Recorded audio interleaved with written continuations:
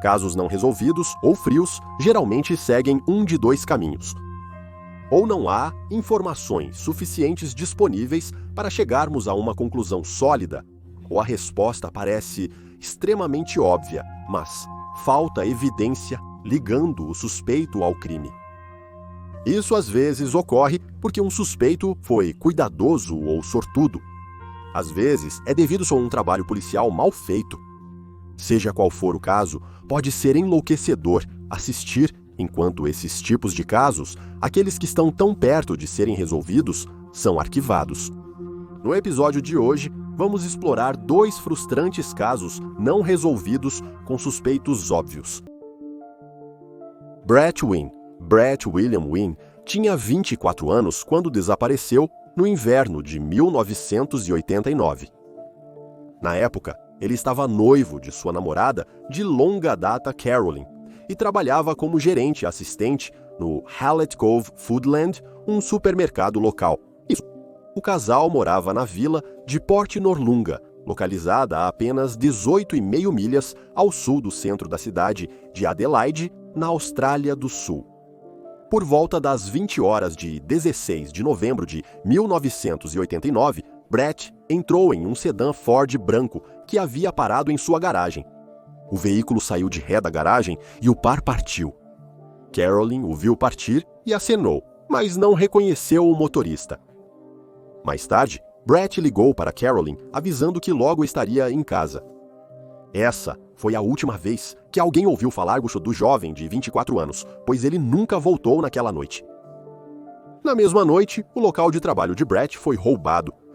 Os criminosos entraram pela porta da frente usando uma chave, desativaram o alarme com um código número de identificação pessoal de funcionário e abriram o cofre com a combinação. Com isso, eles roubaram $60 mil da loja. Como Brett não voltou para casa naquela noite, as autoridades presumiram que ele era o informante do ladrão e ele havia fugido após roubar o dinheiro com seus cúmplices. Pouco se sabe sobre a investigação inicial do desaparecimento de Brett. Aparentemente, o caso esfriou rápido.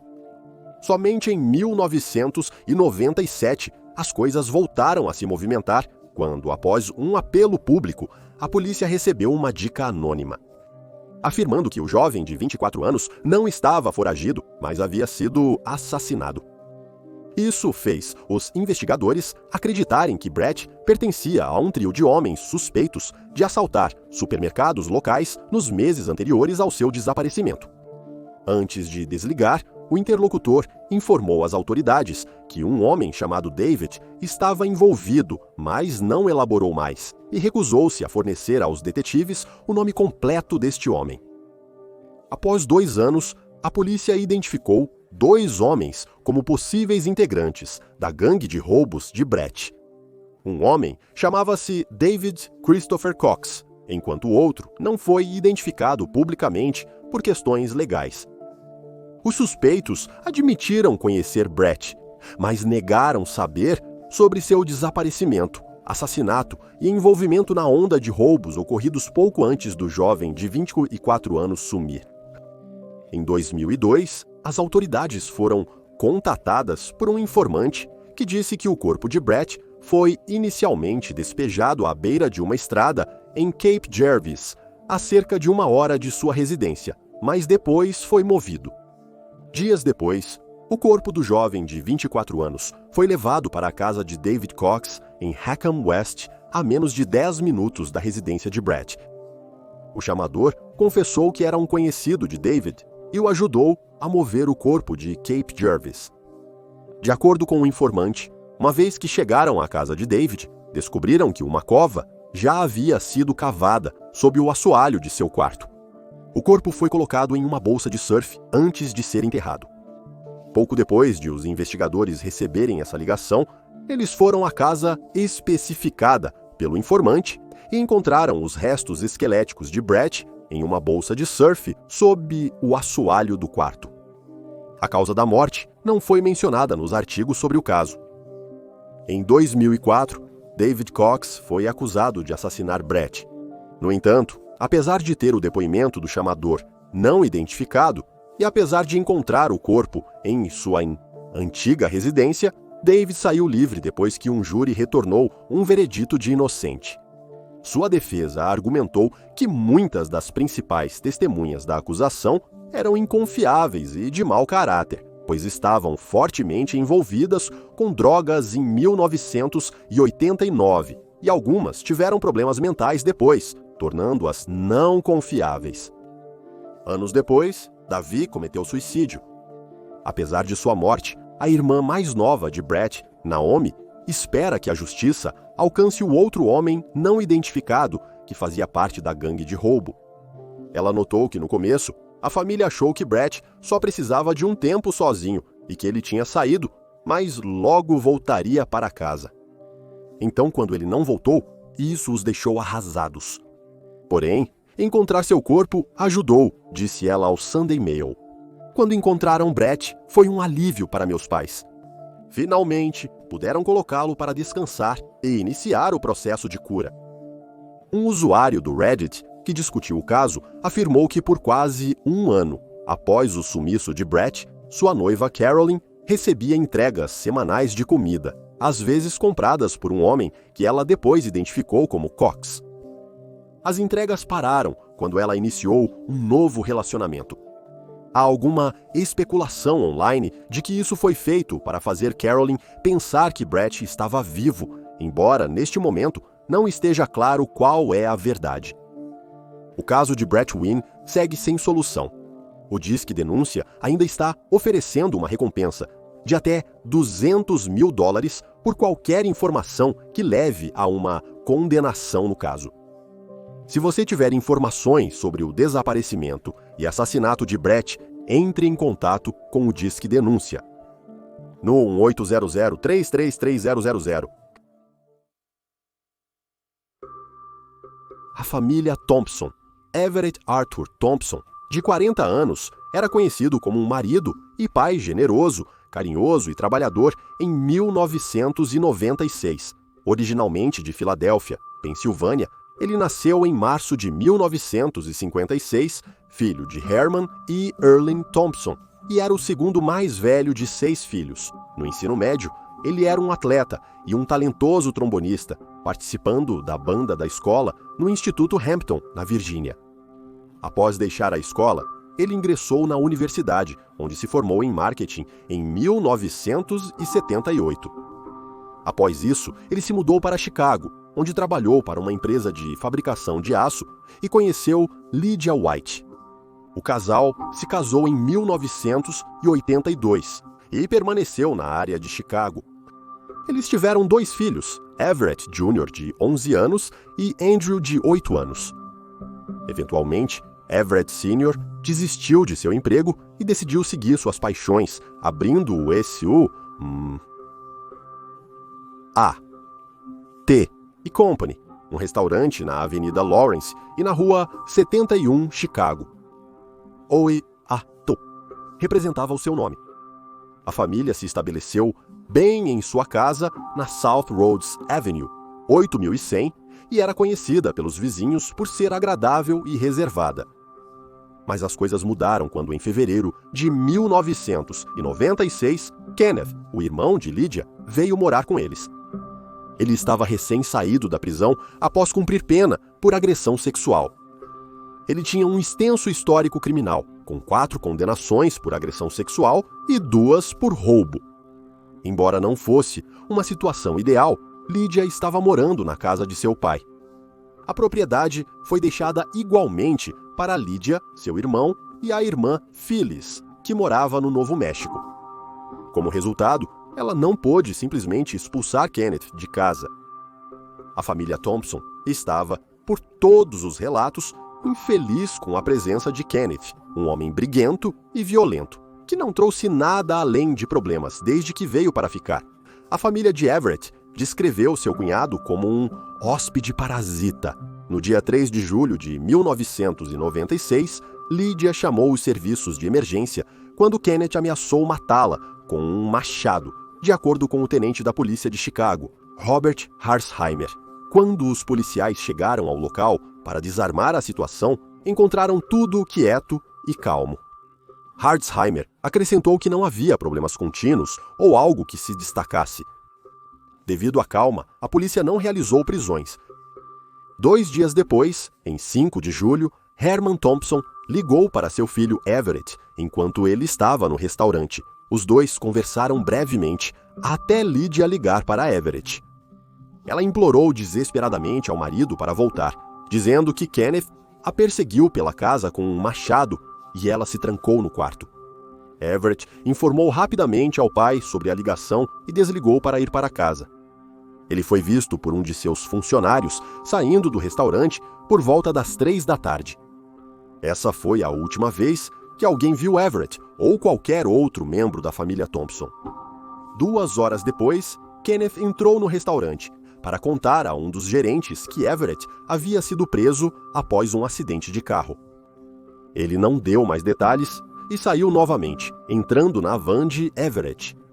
O gerente notou, pouco antes de Kenneth sair, que havia marcas vermelhas em seus tênis brancos. 12 dias depois, em 17 de julho, os pais de Everett, ainda residentes na Filadélfia, pediram à polícia de Chicago uma verificação de bem-estar na família, pois não tinham notícias desde 5 de julho. Quando os oficiais foram à casa da família Thompson, não encontraram sinal deles. Foi o Kenneth quem respondeu. Ele disse à polícia que a família tinha ido para a Filadélfia. Não está claro por que os investigadores não questionaram mais a fundo, já que foram os pais de Everett, de Filadélfia, que os contataram inicialmente.